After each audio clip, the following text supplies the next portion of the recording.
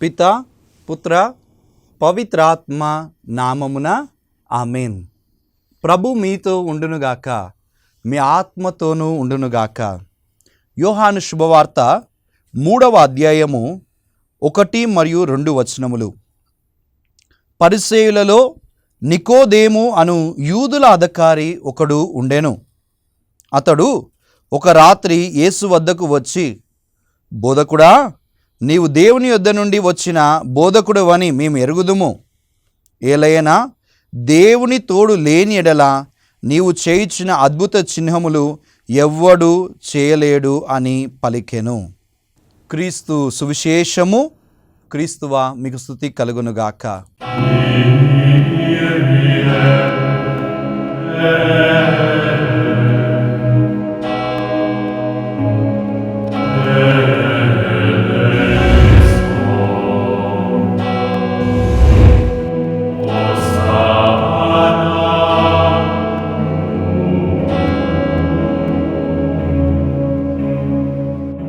Praise the Lord, praise the lord.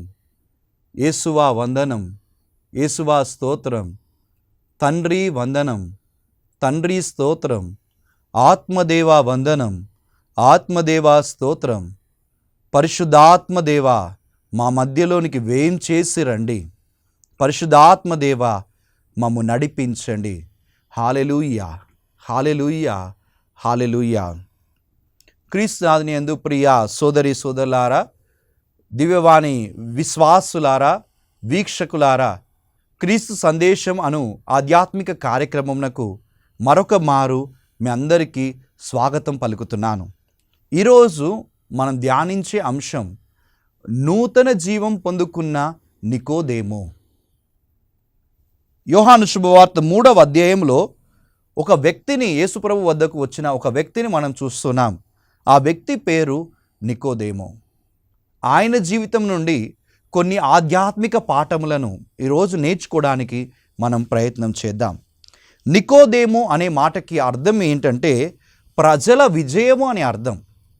ప్రజలందరికీ విజయం కలిగించడానికి నికోదేము అనే ఈ పాత్రని దేవుడు మనందరికీ పరిచయం చేస్తున్నాడు. నీ జీవితంలో విజయం పొందుకోవాలా? అయితే నికోదేము నుండి నీవు కొన్ని పాఠాలు నేర్చుకో. ఆ పాఠాలు మనల్ని విజయంలోనికి నడిపిస్తాయి. కాబట్టి మన జీవితంలో విజయం పొందుకోవడానికి ఏం చేయాలో నేర్చుకుందాం. మొట్టమొదటిది నేర్చుకోవాల్సిన విషయం ఏంటంటే మన వద్ద ఉన్నవి మనల్ని రక్షించలేవు.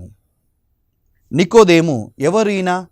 పరిసయ్యుడు. యోహాను 3:1 చెప్తుంది, పరిసయ్యుడు అంటే మోషే ఆజ్ఞలన్నిటినీ ఎరిగిన వాడు, జ్ఞానం కలిగిన వాడు. మరి ఈ జ్ఞానం అతన్ని రక్షించిందా? రక్షించలేదు. ఈ నికోదేము ఎవరంటే యూదుల మత సభ సభ్యుడు. సాన్హెడ్రిన్లో అనే సభ ఉంటుంది. ఆ సభలో 71 మంది ఉంటారు. ఆ 71 మంది సభ సభికులలో ఒక సభికుడు, అంటే అధికారం కలిగిన ఒక వ్యక్తి. మరి అధికారం అతన్ని రక్షించిందా? రక్షించలేదు. ఇంకా యోహాను శుభవార్త 3వ అధ్యాయం 10వ వచనం చెప్తుంది, ఇతడు ధర్మశాస్త్ర బోధకుడు. ఎరిగిన వాడు, జ్ఞానం కలిగిన వాడు మాత్రమే కాదు, అతడు ఇతరులకి ధర్మశాస్త్రాన్ని బోధించేవాడు. ఆ బోధ అతన్ని రక్షించిందా? రక్షించలేదు. ఇక యోహాను 19:39 చెప్తుంది, ఈ నికోదేము ఎవరంట అంటే ధనవంతుడు. 150 షేర్ల బరువుగల పరిమళ ద్రవ్యాన్ని యేసుప్రభు మరణించినప్పుడు తీసుకొని వచ్చిన వ్యక్తి. అన్ని షేర్ల బంగారపు బరువుగల పరిమళ ద్రవ్యాన్ని ఆయన కొన్నాడంటే అతడు ధనవంతుడు. ఆ ధనం కలిగిన వ్యక్తి, ధనంతో అతడు రక్షించబడ్డా? రక్షించబడలేదు. అంటే దీని అర్థం ఏంటంటే జ్ఞానము కానీ, అధికారం కానీ, మన దగ్గర ఉన్న బోధన కానీ, మన దగ్గర ఉన్న ధనం కానీ మనల్ని రక్షించలేవు. కానీ ఎవరు రక్షిస్తారు? వాక్యం చెప్తుంది, అతడు ఏం చేస్తున్నాడంటే నికోదేము రాత్రి సమయమున యేసు వద్దకు వచ్చాడు. అంటే మన జీవితంలో మనల్ని రక్షించేది యేసు ప్రభు మాత్రమే. మరి రక్షించే యేసయ్య దగ్గరికి నీ వస్తున్నావా? నికోదేము తన దగ్గర ఉన్నవి ఏవి కూడా ఆయన తనని రక్షించలేవని తెలుసుకొని రక్షించే ప్రభు వద్ద వైపు నడిచాడు. మరి నీవు రక్షించి యేసు ప్రభు వద్దకు వస్తున్నావా? పరిశుద్ధ గ్రంథంలో కొన్ని వచనాలను మనం చూసినట్లయితే యోహాను రాసిన మొదటి లేఖ 2వ అధ్యాయం 15-17 వచనాలు చూసినట్లయితే, ఈ లోక వ్యామోహములు మనల్ని రక్షించలేవు. లోకంలో ఉన్నదంతా ధనాశ, నేత్రాశ, జీవితమందలి అహంభావము, ఇవన్నీ మనల్ని రక్షించలేవు. లూకా శుభవార్త 16వ అధ్యాయం 19వ వచనంలో ధనవంతుడు కూడా చెప్తున్నాడు, ధనం ఉంది కానీ యేసయ్య లేడు ఆయన జీవితంలో, అందుకే రక్షణ పొందుకోలేడు. అదేవిధంగా ఫిలిప్పీలకు రాయబడిన లేఖ 3వ అధ్యాయం 5వ వచనం నుండి 7వ వచనం వరకు మనం చూస్తున్నాం. పౌలు గారు అంటున్నాడు, నా దగ్గర ఉన్న అన్నీ నా దగ్గర ఉన్నాయి, జ్ఞానం ఉంది, సంపద ఉంది, తర్వాత నా దగ్గర అధికారం ఉంది, నేను పెద్దవాడిని, అన్నీ తెలిసిన వాడిని, అవేమీ నాకు పనికిరావు, అవన్నీ చెత్తగా భావించున్నాను. ఎవరి కోసం?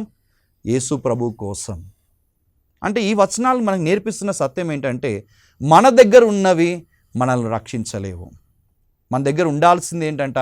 యేసయ్య ఉండాలి, ఆయనే నిన్ను రక్షిస్తాడు. మరి నీ జీవితంలో యేసయ్య ఉన్నాడా? ధనం ఉంది, సంపద ఉంది, ఆరోగ్యం ఉంది, అధికారం ఉంది, జ్ఞానం ఉంది, కానీ ఇవేవి నిన్ను రక్షించలేవు. యేసు మాత్రమే నిన్ను రక్షిస్తాడు. కాబట్టి నికోదేము విజయం ఎట్లా కలుగుతుందంటే, ఆయన జీవితంలో యేసయ్య ఉన్నప్పుడు. మరి నీ జీవితంలో యేసు ప్రభు ఉన్నాడా? పరిశీలించుకో ప్రియ బిడ్డ. రెండవది, నికోదేము పరిస్థితి ఎలా అంటే, చీకటిలో ఉన్న వ్యక్తి. వాక్యం చెప్తుంది ఇక్కడ, మనం ఏం చెప్తున్నాం? 2వ వచనంలో, నికోదేము ఒక రాత్రి యేసు వద్దకు వచ్చుచున్నాడు. ఒక రాత్రి అంటే చీకట్లో వస్తున్నాడు. ఆయన ఎవ్వరు చూడొద్దు, నీ అధికారం గలవాడిని, జ్ఞానం గలవాడిని, ఎవరు నన్ను చూడొద్దు, ఈయన దగ్గరికి పోతున్నా అని. రాత్రి అనే సంఘటన ఏం నేర్పిస్తుందంటే, యోహాను శుభవార్తలో ఒక వ్యక్తి జీవిత పరిస్థితిని నేర్పిస్తుంది. అంటే నికోదేము ఎలా ఉన్నాడంటే, ఆయన జీవితం చీకటి వేళలో ఉంది, చీకటిలో ఉంది. చీకటిలో ఉన్న వ్యక్తి ఎవరి వద్దకు వస్తున్నాడు? లోకానికి వెలుగైన యేసు వద్దకు వస్తున్నాడు. వెలుగుతో నింపుకొని తన జీవితాన్ని మార్చుకుంటున్నాడు. ప్రియబిడ్డ, నీ జీవితంలో చీకటి ఉందా? అయితే నీవు కూడా యేసు ప్రభు వద్దకు రమ్ము. రోజు ధర్మశాస్త్రం చదువుకునే వ్యక్తి ప్రవక్తల ప్రవచనాలను అర్థం చేసుకోలేదని ఆయన జీవితం మనకు నేర్పిస్తుంది. రోజు ధర్మశాస్త్రం చదువుకున్నాడు, కానీ ఆయనకు అర్థం కాని విషయం ఏంటంటే, యేసే నిజమైన మెస్సయ్య అని అర్థం చేసుకోలేక, ప్రవచనాలన్నీ కూడా ఎప్పుడు అవి నెరవేరుతాయి అని తెలుసుకోవడానికి, వెలుగులోనికి రావడం కోసం ఆయన ఏం చేస్తున్నాడంట? చీకట్లో ఉన్న వ్యక్తి చీకట్లో యేసయ్య దగ్గరికి వస్తున్నాడు. మరి నీ జీవితం చీకట్లో ఉంటే యేసు ప్రభు దగ్గరకు నీవు రాగలవా? సామెతల గ్రంథం 4వ అధ్యాయం 19వ వచనం, దుర్మార్గుల మార్గం చీకటి మార్గం.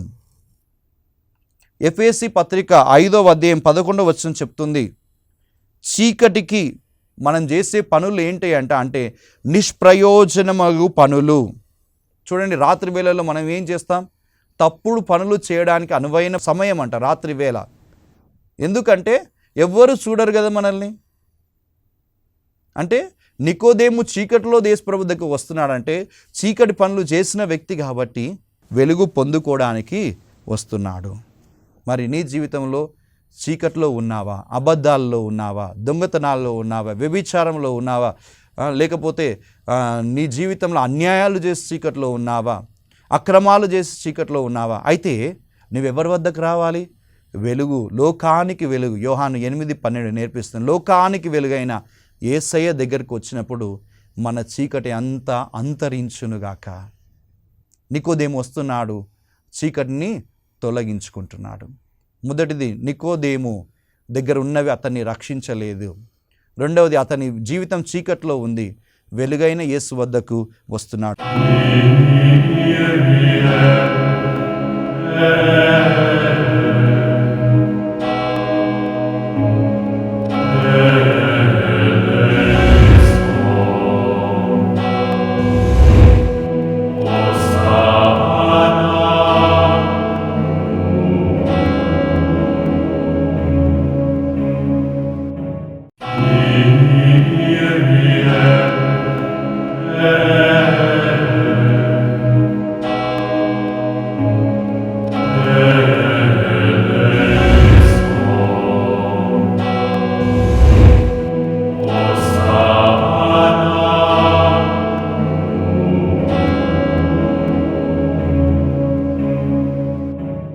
మూడవది నికోదేము జీవితంలో మనం నేర్చుకోవాలి.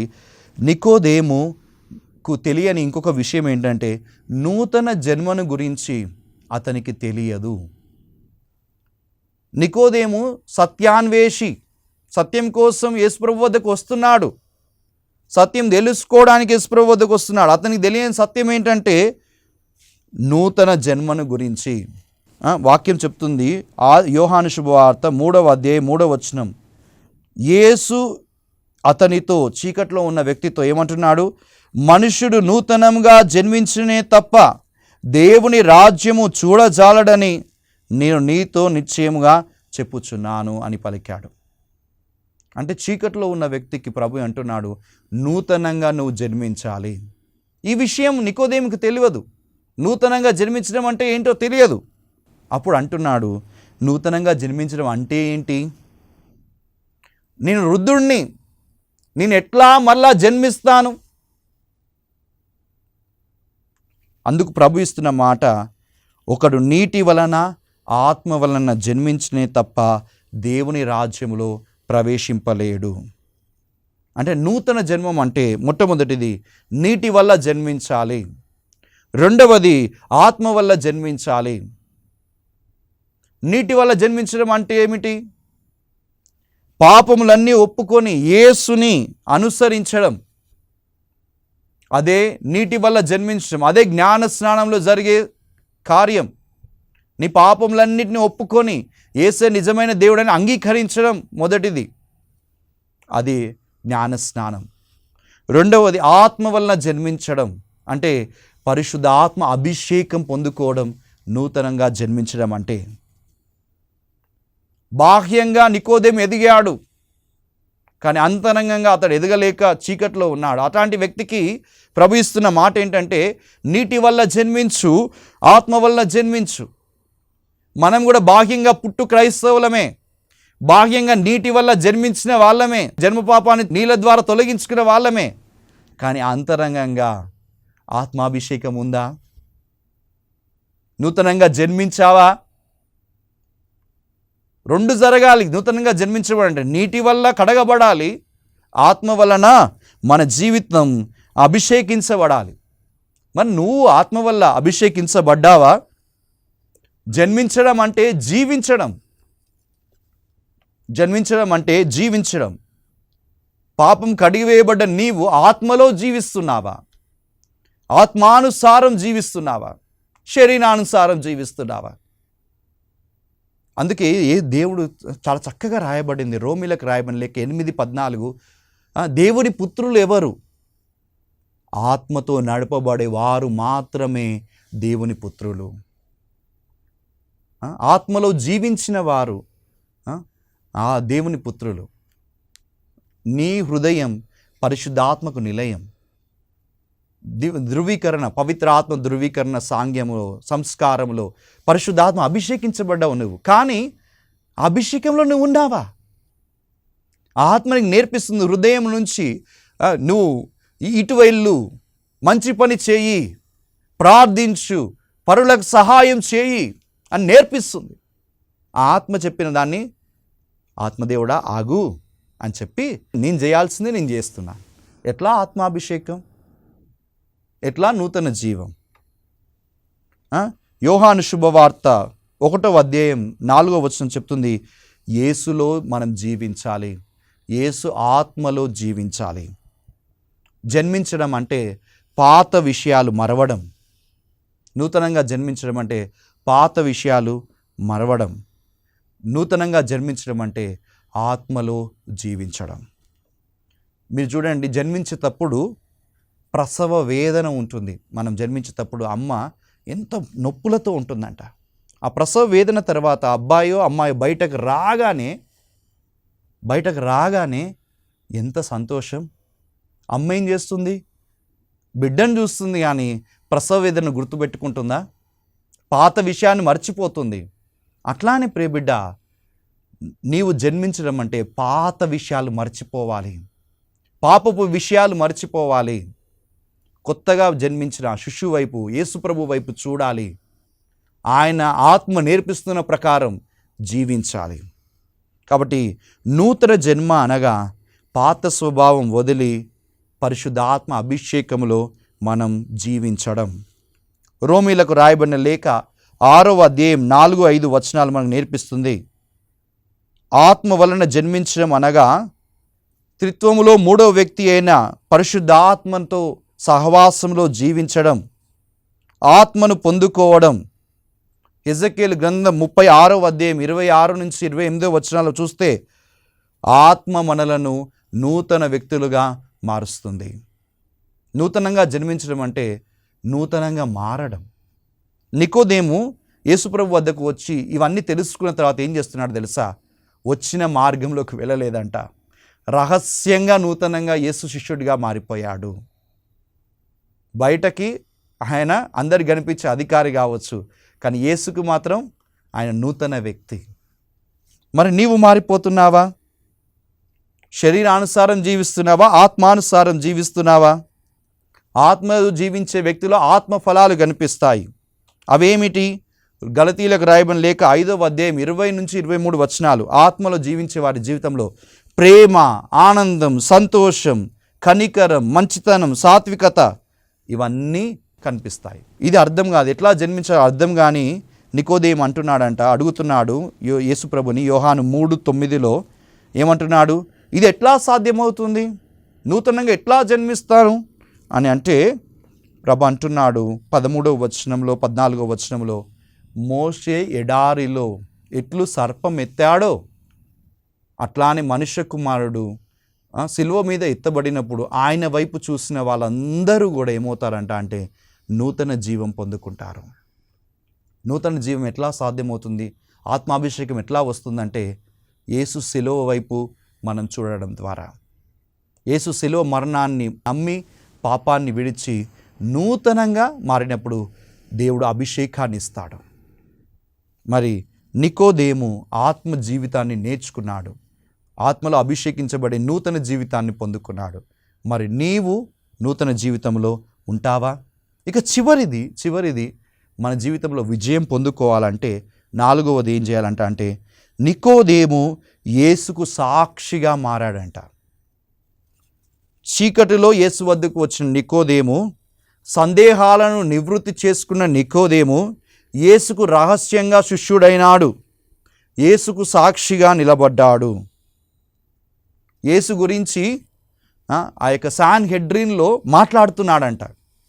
యోహాను శుభవార్త 7వ అధ్యాయం 50 మరియు 51 వచనాలు మనం చూసినట్లయితే నికోదేము అక్కడ నిలబడి, మన ధర్మశాస్త్రం ప్రకారం మొదట ఒక వ్యక్తి చెప్పునది ఆలకింపగా అతడు ఏమి చేయనది తెలుసుకొనక అతనిపై తీర్పవచ్చునా అని అక్కడున్న ప్రజల ధర్మశాస్త్ర బోధకులందరినీ, అధికారులందరినీ ప్రశ్నిస్తున్నాడంట. యేసు ప్రభువుకు శిలువ శిక్ష వేయాలని అనుకుంటున్నప్పుడు ఈయన యేసుకు సాక్షిగా మారుతున్నాడు.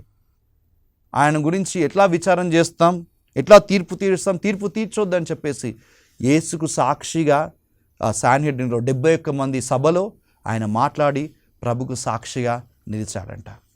మరి నూతన జీవం పొందుకున్న నికోదేము యేసుకు సాక్షిగా మారాడు కదా. మరి నీ జీవితం ప్రభుకు సాక్షిగా మారుతావా?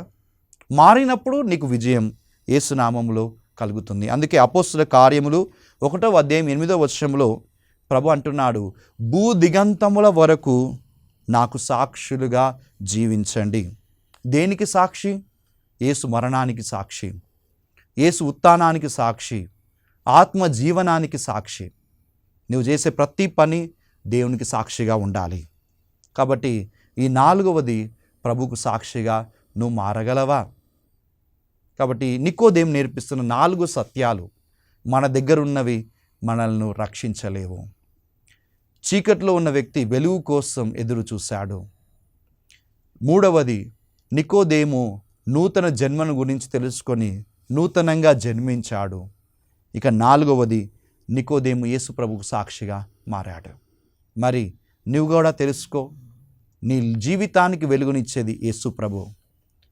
నువ్వు నూతనంగా జన్మించాలి. ఆత్మలో నీటిలో జన్మించినప్పుడు, పాపం కడగబడినప్పుడు, పరిశుద్ధాత్మ అభిషేకం పొందుకున్నప్పుడు నీ జీవితం నూతనంగా మారిపోయి అభిషేకంతో నింపబడి మంచి కార్యాలు చేస్తావు. ప్రభుకు సాక్షిగా నువ్వు మారబడతావు. అటువంటి కృపను ప్రభు మనందరికీ కూడా దయచేయాలని ఈ యొక్క సందేశంలో విన్న ఈ యొక్క వాక్యం ప్రకారం ప్రభువును ప్రార్థన చేసుకుందాం. మహోన్నతుడైన దేవా, సర్వశక్తిమంతుడా, నీ పరిశుద్ధ నామానికి వందనాలు, స్తోత్రాలు తండ్రి. నికోదేము విజయం పొందుకోవాలని నీ దగ్గరకు వస్తున్నాడు. మా జీవితంలో కూడా ప్రభు విజయం పొందుకోవాలంటే మాకున్నవన్నీ మమ్ము రక్షించలేవు, నీవు కావాలి. యేసు ఏ జీవితంలో ఉంటే ఆ జీవితం విజయోత్సవముతో నింపబడుతుంది. కనుక ప్రభు మా జీవితంలోకి యేసయ్యా రమ్మని వేడుచున్నాం. చీకటి తొలగించబడాలంటే, వెలుగుగా మేము మారాలంటే యేసు మా జీవితానికి కావాలి. యేసయ్యా లోకమునకు వెలుగై ఉన్నవాడా, మా జీవితంలో ఉన్న ప్రతి చీకటి యేసు నామంలో వెలుగుగా మారునుగాక, ప్రతి చీకటి అంతరించునుగాక. నూతన జన్మం పొందుకున్నప్పుడు విజయం అంటున్నాం ప్రభువా. పాపము తుడిచివేయబడినప్పుడు విజయం, పరిశుద్ధాత్మ అభిషేకం వచ్చినప్పుడు విజయం. కనుక ఆత్మదేవా, మమ్మందరిని నీ అభిషేకంలో నింపుము. నీ మాట వినే బిడ్డలుగా మమ్మందరిని మలచుము. పరిశుద్ధాత్మదేవా, మమ్ము నడిపించుము. మంచిని చేసి చెడును విసర్జించే గొప్ప శక్తిని మాకు దయచేయము. యేసుకు సాక్షిగా మారినప్పుడు విజయం. నికోదేము యేసుకు సాక్షిగా మారినట్లు యేసు నామంలో మేమందరం ప్రభువుకు సాక్షిగా మారుదుముగాక. ప్రభువా, మా కుటుంబాలకు యేసు నామంలో విజయం కలుగునుగాక. మేమందరినీ కూడా దీవించి ఆశీర్వదించి బలపరచుమని ఈ మనవులన్నిటినీ మా రక్షకుడు మా నాథుడు యేసు పరిశుద్ధ నామంలో అడిగి ప్రార్థిస్తున్నాము తండ్రి, ఆమేన్. ప్రభు మీతో ఉండునుగాక, మీ ఆత్మతోనూ ఉండునుగాక. సర్వశక్తిగల సర్వేశ్వరుడు పిత, పుత్ర, పవిత్ర ఆత్మ మేము దీవించి ఆశీర్వదించి కాచి కాపాడుదురుగాక. ఆమేన్.